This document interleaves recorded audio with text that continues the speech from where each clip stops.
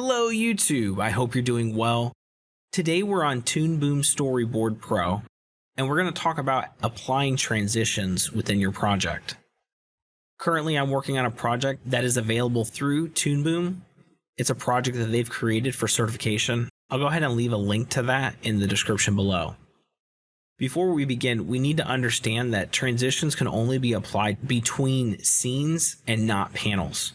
So right here I can see this is scene 1, 01. Over here I have 02. That's a brand new scene. Another way that I can identify the two is that I have this darker gray here, and this scene has a little bit lighter gray. There are multiple ways to apply a transition within Storyboard. You just need to select one of the panels within the scene that you're looking to transition. The first way to apply a transition is to go to Storyboard at the top and go down to Add Transition.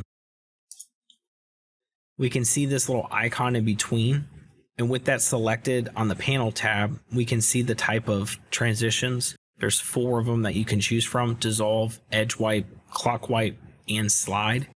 And then you have the duration amount. Let's go ahead and click play just to see it. We can see that was fairly quick. So if we go back and just bump this up a little bit,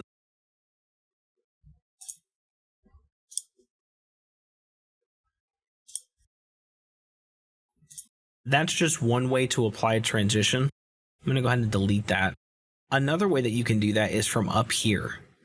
At the top, we have this button. It says New Transition. If I click here, notice that it applies that transition. And I have the same settings that I had before.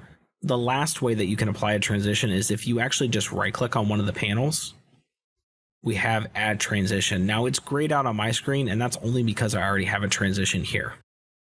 I would encourage you to play around with the different types of transitions and the duration of the transition. I would also encourage you to be familiar with this concept if you're looking to take the certification, because you might see this on the exam.